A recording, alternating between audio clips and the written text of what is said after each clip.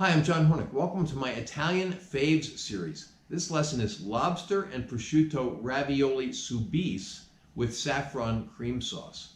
This dish was inspired by a very tasty dish I had at a restaurant called Buona Tavola in Paso Robles, California. The lobster and prosciutto are a great combo. The server said the ravioli also contained onions. Instead of using onions, I used Soubice sauce from my French Faves Julia Plus series, which is French onion sauce. I have no idea what the restaurant used in its sauce, so I created this luscious saffron cream sauce. So let's start cooking.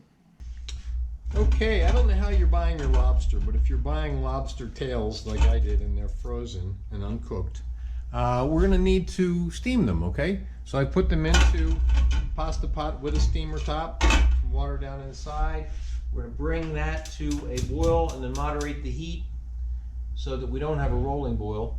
And we want to steam those until they are cooked through bright orange. All right, let's check on our lobster tails. Oh, they look beautiful. Okay, they are bright orange. See if you can see that right there. Okay, and they are cooked. All right, now we're going to remove them from the shells. You know, I started chopping the prosciutto because the description in this lesson calls for chopped prosciutto, and it occurred to me, you know, you may not have seen my earlier video where I chop it. Best way to chop prosciutto is like this. I'm not going to show the whole thing. Lift up the knife, okay? Don't try to cut it like this, it'll stick to the knife. But if you do this, some of it will fly around a little bit, but it'll chop a lot easier. And you just turn it a little bit, chop it some more.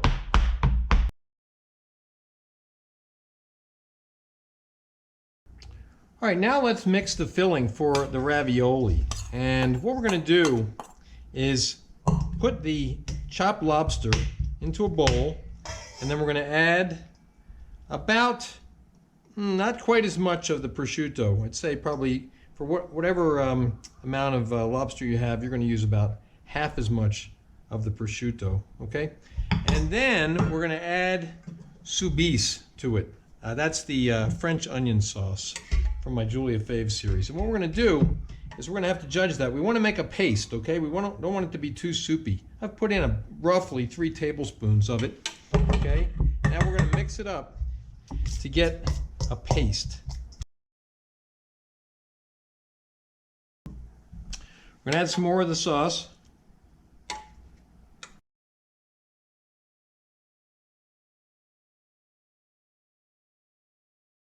Okay, now we have a nice kind of a thick paste, okay? It's not runny, it's not watery. And we're going to put that into the fridge, let it firm up a little bit before we use it to make our ravioli filling. Into the fridge. Now I've transferred the lobster and prosciutto mixture into another bowl to go into the fridge. But I forgot one step. Good thing I have a prep list. We need to taste it, see if the seasoning needs to be adjusted. That's good. I don't think it needs any salt or pepper, so we're going to put it into the fridge as is. If you think it needs more salt or pepper, put it in at this time. Okay, into the fridge. All right, now we're going to make the ravioli, and the first thing I'm going to do is scatter some cornmeal on a sheet pan here so that when the ravioli are ready, I'll put them down on the pan and they won't stick to the pan or to each other. Okay, now what we're going to do is roll out the pasta. I'm not going to show you that on camera. You can watch any one of my other ravioli recipes, especially the master ravioli recipe in my course, my lessons. And that's the How to Cook Like a Pro course. And this pasta machine goes up to number 9. I'm going to roll out to number 7. If your pasta machine only goes up to number 7, you should roll it out to probably 6, okay? If you roll it out too much thinner, the pasta is going to tear when you try to make the ravioli, okay?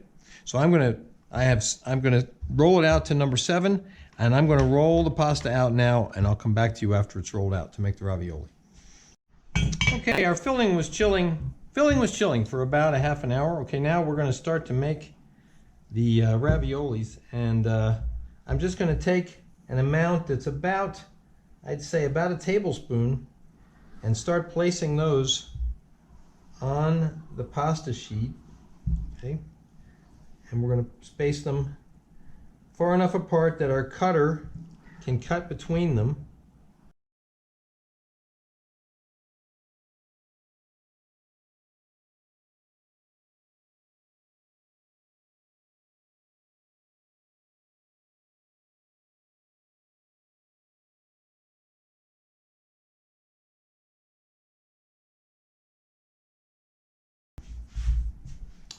Okay, now we want to brush the pasta with some water. Now, different people do this in different ways. I've had people telling me, yeah, you know, you're doing it wrong. This is the way I do it.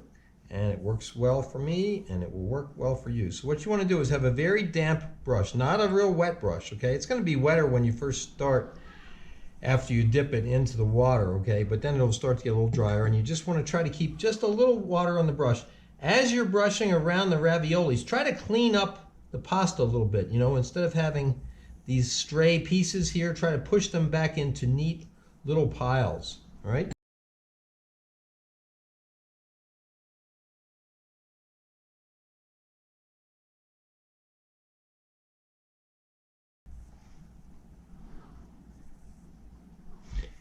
Now we want to brush the other sheet, just lightly. Where I am is very dry, okay, so the pasta dries very quickly when it's laying here on the granite countertop, all right? And so we just want to brush that lightly.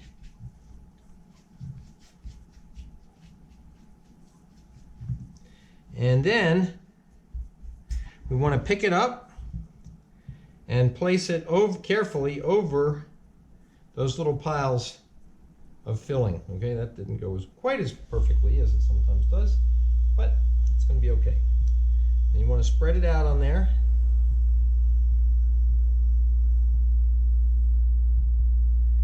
And then you want to press it down around each pile. Try not to get air bubbles.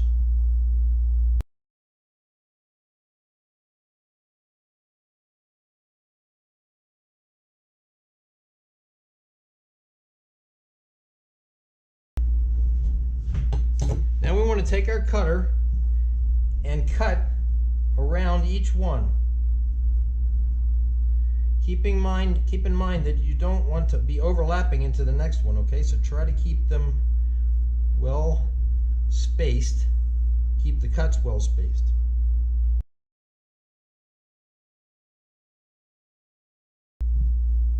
Pull up the extra pasta, don't throw it away. And then you're going to put these onto your baking sheet that you sprinkled with cornmeal. Right now, I'm going to put that pasta into a ball, and I'm going to roll it out again. And I'm going to keep rolling it out until I've used up all of my filling, or I have as many raviolis as I need for my dinner. I'm not going to show you that on camera though, but I will just show you that it's fairly easy to press that pasta back into a ball. If it's too dry, if it's not moist enough, you know, you can wet your hand and pat it with a little water on your hand, okay? But this is good. This is a good consistency. So what we're going to do is press it into a patty and then run that through the machine back to number 7. All right, now we're going to prepare the saffron for the sauce. I have here about half of a teaspoon of saffron, okay? And I'm going to crush that with the side of my chef's knife.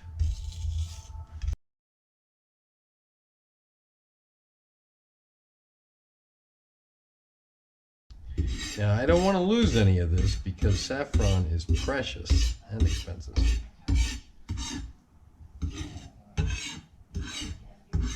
All right, now we're going to add 2 tablespoons of hot water to that crushed saffron and stir it up. And we're just going to let the saffron steep in that hot water until we're ready to add it to the rest of the sauce. All right, now let's make the sauce for our pasta. So if we're going to put some olive oil into a saucepan, how much? 1 to 2 tablespoons. And we're going to put that onto medium heat. I'm going to add our shallots and we're going to sweat shallots. Okay, these shallots are looking translucent. Stop giving off their steam, which means they have been sweated. Now we're going to add the garlic, and we're going to sweat that. Now remember, garlic burns fast and easy. All right, so we're going to only let that sweat for 30 seconds to a minute, stirring it. Okay, the garlic's been sweated as well. Now we're going to deglaze with white wine or dry vermouth. I'm using dry vermouth today. How much? About 1/3 of a cup. Okay, now we're going to sweat. We're going to deglaze that and let that reduce until it is almost dry or just wet. Okay, we are down to the almost dry stage. Okay, now we're going to add our chicken stock. And we're going to add the saffron water, and I don't want to lose any of this, okay? So I'm going to try to scrape this out of the little bowl here. I'll probably scrape it some more off camera. And then we're going to add the thyme that's been tied. Why do you tie it? So it's easier to get out, right? Put that down in there. All right, now we're going to bring that to a boil, and just as it comes to a boil, we're going to reduce the heat a bit and let it simmer. Well, actually a little bit more than simmer, and we're going to reduce it to by about half. Okay, our stock is just coming to a boil. Now we're just going to moderate the heat a little bit. So I don't want a rolling boil. I just want it to be gently boiling so that it will reduce. We're going to reduce that by about half. Okay, we've reduced the sauce by about half. Now we're going to pull out the thyme, throw that away. And then we want to just strain this to get the shallots out of it, okay? I do want to get as much out of the saucepan as possible, and then just press some of the liquid out of those shallots. Then we're going to rinse out the saucepan so we don't have any residual shallots left in there, and then we're going to put this sauce, the strained sauce, back into the pan. Okay, we have the sauce back in the saucepan. We're going to put it on low heat, and then we're going to swirl in the butter till it's entirely incorporated. Okay, the butter is almost entirely incorporated. Just going to make sure that it's well mixed. Okay, now we're going to incorporate the cream.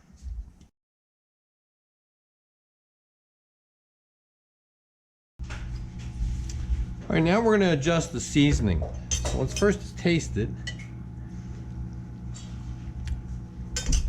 Good, all right, but we do need salt, so we're going to add some salt to it. Just a little bit at a time. You can always add more. Can't really take it away. Then we're going to add a little bit of white ground pepper. Again, just a little bit. We're not using black pepper because we don't want to have the black specks from the pepper floating in the sauce, okay? Stir that up real well.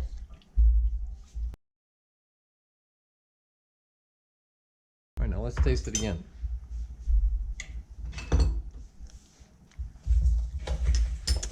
Good.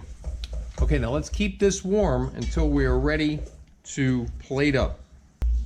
Okay, now let's heat the water for our pasta. I have a pot of water here. It's been salted. Putting it on medium to high heat. All right, now let's steam the scallops. I have a steamer going here, hot water boiling in the steamer. I'm going to put the scallops in there. I'm only doing enough for one serving for the camera. We're going to let them steam for 5 to 10 minutes. Okay, here's our scallops. They steamed for about 8 minutes. Now we're just going to lightly salt them and keep them warm until you're ready to plate up. Okay, now we're going to cook our raviolis, and I'm only making 3. I'm doing 3 per person, but I'm only doing 1 serving for the camera. We're going to let them cook 1 to 2 minutes. Okay, our ravioli's been cooking about between 1.5 and 2 minutes. We're going to take them out of there. We're going to plate immediately. Okay. Okay, here's our ravioli. We're going to nap it with a little sauce and some sage.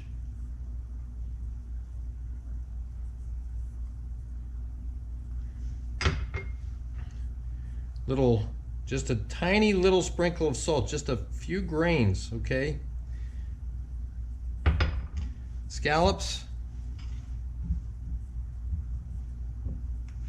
And a twist of pepper. And there we have it. That is lobster and prosciutto ravioli Soubise with saffron cream sauce and bay scallops. You can see photos of the final dish at my Instagram, which is at Chef's Apprentice Cook Like a Pro. Please remember to subscribe to my channel, and thanks for watching.